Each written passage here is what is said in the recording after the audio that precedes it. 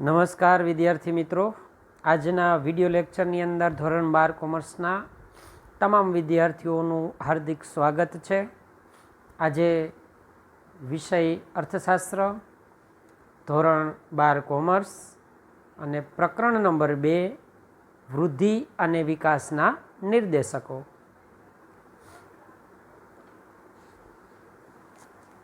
મિત્રો, ગયા લેક્ચરથી જ આપણે આ નવું ચેપ્ટર છે એ ચાલુ કર્યું છે, એટલે મિત્રો પહેલેથી જ બરાબર ધ્યાન આપજો, જેથી કરીને દરેક પ્રશ્ન છે વ્યવસ્થિત સમજાઈ જાય અને એકબીજા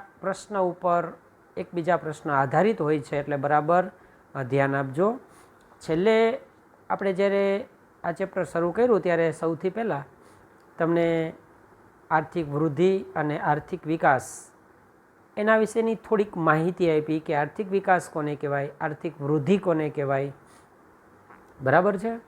હવે એમાંથી પણ એક આપણે 3 માર્કનો પ્રશ્ન ભણ્યા હતા કે જીવનની ભૌતિક ગુણવત્તા એટલે શું અને તેમાં કઈ કઈ બાબતોનો સમાવેશ થાય. આ પ્રશ્ન આપણે 3 માર્કનો ભણ્યા હતા. આજે બીજો એક પણ 3 માર્કનો પ્રશ્ન છે એ આજે આપણે સમજવાનો છે. મિત્રો, દેશના વિકાસને માપવા માટે આપણે જુદા જુદા નિર્દેશકો લેવાના છે. બરાબર છે, યાદ રાખજો ખાસ. આપણે શું કરી રહ્યા છીએ કે દેશનો આર્થિક વિકાસ અને એને આપણે કઈ રીતે માપી શકીએ, એના 2-3 માપદંડ છે, નિર્દેશક છે, એ આપણે સમજવાના છે. બરાબર છે. તો એ કયા એવા નિર્દેશકો છે કે જેનાથી દેશના વિકાસને આપણે માપી શકીએ. બરાબર. તો આજે તમને એવો 3 માર્કનો પ્રશ્ન છે કે આર્થિક વિકાસના નિર્દેશક તરીકે રાષ્ટ્રીય આવકની ચર્ચા કરો. મિત્રો, રાષ્ટ્રીય આવક દ્વારા દેશના વિકાસને કઈ રીતે માપી શકાય એના વિશે આપણે આજે ભણીશું. હવે આર્થિક વિકાસના નિર્દેશક તરીકે રાષ્ટ્રીય આવક એક મહત્વનો નિર્દેશક ગણી અને એના વિશેનો આપણે અભ્યાસ સ્ટાર્ટ કરીએ. જો દેશની જે વાસ્તવિક રાષ્ટ્રીય આવકમાં લાંબા ગાળે સતત વધારો થતો હોય તો દેશનો આર્થિક વિકાસ થયો છે એમ કહેવાય. જો આ મુદ્દામાં આપણે શું સમજ્યા તો કે લાંબા ગાળા સુધી સતત રાષ્ટ્રીય આવકમાં વધારો જ થતો રહેતો હોય તો આપણે શું કહી શકીએ કે દેશનો આર્થિક વિકાસ થયો છે. વાસ્તવિક રાષ્ટ્રીય આવકની ગણતરી સ્થિર ભાવે કરવામાં આવે છે. સ્થિર ભાવ એટલે જે વર્ષ દરમિયાન સતત ભાવમાં વધારો થયો હોય કે સતત ઘટાડો થયો હોય, તેજી મંદી, આવા કોઈ વર્ષના ભાવ લેવાના નથી, પણ સ્થિર ભાવે આપણે રાષ્ટ્રીય આવકની ગણતરી કરવાની છે. બરાબર. એના ઉપરથી ત્રીજો મુદ્દો બરાબર સમજો. જો રાષ્ટ્રીય આવક ઊંચા દરે વધે તો દેશનો આર્થિક વિકાસનો દર પણ ઊંચો ગણાય અને જો રાષ્ટ્રીય આવક નીચા દરે વધે તો દેશનો આર્થિક વિકાસનો દર પણ કેવો હોય? નીચો અથવા તો મંદ ગણાય. આ 2 પોઈન્ટ તો મિત્રો આમ યાદ રહી જાય એવા બન્યા. બરાબર. પહેલા પોઈન્ટમાં શું સમજ્યા? લાંબા ગાળા સુધી સતત રાષ્ટ્રીય આવક વધતી હોય તો આપણે શું કહી શકશું? દેશનો આર્થિક વિકાસ થયો છે. એના પછીના પોઈન્ટની અંદર આપણે 2 વસ્તુ તો ફટાફટ યાદ રહી જાય છે. સરખો સંબંધ બતાવે છે કે રાષ્ટ્રીય આવક ઊંચા દરે વધે છે તો દેશનો આર્થિક વિકાસ પણ ઊંચો ગણાય. જો રાષ્ટ્રીય આવક નીચા દરે વધે તો દેશનો આર્થિક વિકાસ પણ નીચો ગણાય છે. આ માપદંડ બરાબર યાદ રહી જાય એવું છે. હવે એનાથી જરાક આગળ હાલીએ.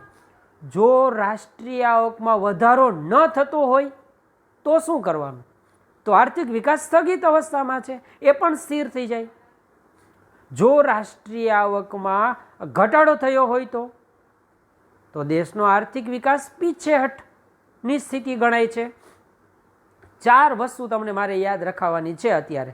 રાષ્ટ્રીય આવક ઊંચા દરે વધે તો આર્થિક વિકાસ ઊંચો ગણાય. રાષ્ટ્રીય આવક નીચા દરે વધે તો દેશનો આર્થિક વિકાસ નીચો ગણાય. જો વધે છે પણ નીચા દરે કીધું છે, વધે છે. પછી આ 2 વસ્તુ થઈ. ત્રીજું, રાષ્ટ્રીય આવક વધારો ન થતો હોય તો આર્થિક વિકાસ સ્થગિત છે એમ આપણે કહી શકીએ. અને છેલ્લો ફેરફાર, રાષ્ટ્રીય આવકમાં ઘટાડો થતો હોય તો આર્થિક વિકાસ પીછેહટ કરે છે, પાછા પગે દોડવા માંડે છે, એવી સ્થિતિ આપણને ગણાય છે. આ 4 શબ્દ યાદ રાખવાનું છે. એક ઊંચો દર, એક નીચો દર, એક સ્થગિત અને એક ઘટાડો. બરાબર. હવે આ જ વસ્તુને આપણે થોડીક વિશ્વ સ્તરે તપાસીએ. વિશ્વના જુદા જુદા દેશોની રાષ્ટ્રીય આવક છે ને, એની એક આપણે અનુસૂચિ લઈએ, એક કોષ્ટક લઈએ અને એના ઉપરથી આપણે કહી શકીએ કે આપણા દેશનો એ આવકનો દર છે એ ક્યાં પહોંચ્યો છે. ચલો એ કોષ્ટક સમજીએ. જો મિત્રો કોષ્ટક તમારી સામે મૂકું છું અને કોષ્ટકની અંદર શું છે તો કે નોર્વે, પહેલું નામ છે નોર્વે.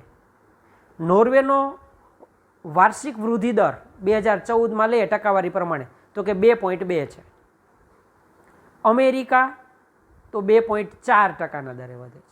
શ્રીલંકા 4.5% દરે, ચીન 7.3% દરે, ભારત 7.3% દરે અને પાકિસ્તાન 4.7% દરે છે. જો આ વૃદ્ધિ દર બતાવ્યો છે આપણને. આ કોષ્ટક ઉપરથી આપણે શું કહી શકીએ? બરાબર સમજો. ખાલી આંકડાને જ જોવાનું નથી, આંકડા ઉપરથી તો આપણે ઘણું બધું જુદી બાબતો તરી આવે છે. જો આ વાર્ષિક વૃદ્ધિ દર આપ્યો છે આપણને, જો એના ઉપરથી આપણે કોષ્ટકની માહિતી સમજીએ.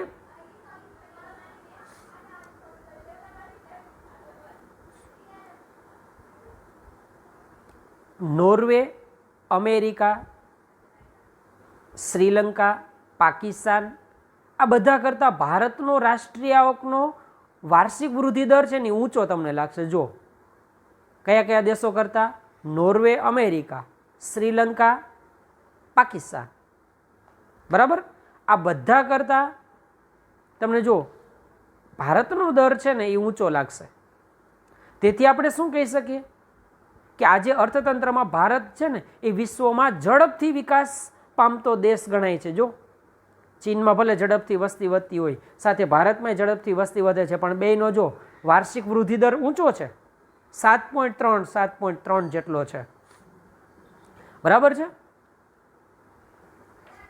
રાષ્ટ્રીય આવકની ગણતરીમાં થોડીક મુશ્કેલી છે, ગણવાની જુદી જુદી પદ્ધતિઓ પણ અલગ છે. દેશની વસ્તીના પ્રમાણને કારણે પણ રાષ્ટ્રીય આવક છે આર્થિક વિકાસનો સાચો માપદંડ ગણી શકાય નહીં. આ કોષ્ટક અને માહિતી આપી છે એના ઉપરથી હું ચોક્કસ રીતે એવું નથી કહી શકતો કે આના ઉપરથી દેશનો આર્થિક વિકાસને આપણે માપી જ શકશું, પણ એમાં ઘણી બધી મુશ્કેલીઓ છે. ગણતરીમાં મુશ્કેલી રહી જાય, આંકડા સાચા ન આવે, અંદાજિત આવે, પદ્ધતિ જુદી હોય, વસ્તી બધા દેશની સરખી ન હોય. બરાબર. એને કારણે રાષ્ટ્રીય આવક એના ઉપરથી દેશનો વિકાસ આપણે માપી શકતા નથી. હવે મારે કોષ્ટકના આંકડા તમને યાદ રખાવવા પડશે. હવે એ આંકડા આપણે કેમ યાદ રાખશું? જો નોર્વે, બરાબર, અક્ષર કેટલા થયા તો કે 2, તો વાર્ષિક વૃદ્ધિ દર 2.2 યાદ રહી જ ગયું હશે બધાને. નોર્વે અક્ષર 2 તો આંકડા 2.2. હવે 2ની શ્રેણી આપણે ચાલુ જ રાખીએ છીએ. અમેરિકા હજી 2 તો એમને ચાલુ જ છે, પણ અમેરિકાના 4 અક્ષર આવ્યા તો પોઈન્ટ પછી ખાલી 4માં સુધારો કરવાનો છે, બાકી બધું એમ નામ. બરાબર. હવે શ્રીલંકા, હવે શ્રીલંકા છે એની અંદર બરાબર સમજો, એ ક્રમસર આગળ ચાલે છે. ક્રમસર આગળ ચાલવું એટલે શું તો કે શ્રીલંકાના અક્ષર 3, 3 પછી કેટલા આવે તો કે 4, 4 પછી કેટલા આવે તો કે 5, તો 4.5 અને 3 છે એ શ્રીલંકાના એ દેશના અક્ષર છે. રેડી? 3 યાદ રહી ગયા. નોર્વે કેમ યાદ રાખ્યું તો કે 2 અક્ષર નોર્વે દેશના 2.2. અમેરિકા તો કે 4 અક્ષર છે પણ એ પોઈન્ટ પછી જવા દો 4, આગળ તો 2 એમ નામ રાખો. બોલો હા. શ્રીલંકા તો કે 3 અક્ષરનો દેશ છે, તો 3 પછી કેટલા આવે તો કે 4, 4 પછી કેટલા આવે તો કે 5, તો 4.5. હવે આપણે એમ નામ પાકિસ્તાનના યાદ રાખી લઈએ. પાકિસ્તાન ઈ પાકી અને તાન, આમ જો તો અડધો અક્ષર આપણે નથી ગણવાનું, તો 4 અક્ષર જ થયા, તો મૂકી દો આગળ 4. બરાબર છે. હવે 4 પછી પાછળ કેટલા છે તો કે 7 છે. એ 7 શા માટે મૂક્યા છે ખબર છે? આપણે આમ જોઈને લખ્યું બધું એટલે પેપર. આપણે 7 આગળ છે ને તો એને પાછળ રાખી દીધા. શા માટે તેને ખબર ન હોય. એટલે આંકડો યાદ રાખવા માટેનો આ હેતુ છે ફક્ત. ચીન અને ભારતમાં જો આગળ 7-7 છે તો પાકિસ્તાન શું કર્યું, પાછળ 7 મૂકી દીધા. તો આપણા 7-7 આગળ ઓટોમેટિક યાદ રહી જાય. ભારતના અક્ષર કેટલા છે તો કે 3, તો આપણે પોઈન્ટ પછી 3 જ રાખી દો. આપણે 3 રાખ્યા, ચીને પાછળ 3 રાખી દીધા. બરાબર છે. આ રીતે તમને કદાચ કોષ્ટક યાદ રહી ગયું હશે. આ કોષ્ટકના શબ્દો મેં તમને સમજાવ્યા છે. એનો મુખ્ય હેતુ શું છે, બાળકોને કેવી રીતે યાદ રાખવું એટલો જ ફક્ત હેતુ છે. બરાબર છે. બાકી કોષ્ટકનો અન્ય કોઈ શબ્દોનું સાથે સંબંધ છે રહેતો નથી. તો મિત્રો આ હેતુ છે, કદાચ આંકડાકીય માહિતી તમને યાદ રાખવા માટેનો હેતુ છે, એ કદાચ સિદ્ધ થઈ ગયો હશે. બરાબર છે. આંકડા યાદ રહી ગયા મિત્રો. બરાબર. ઓકે. હવે આજનો હોમવર્ક છે એ આ પ્રશ્ન છે તમારે ફેરબુકમાં લખવાનો છે અને હોમવર્કમાં પણ એ કરીને મોકલવાનો છે, તૈયાર પણ કરવાનો છે. અસ્તુ.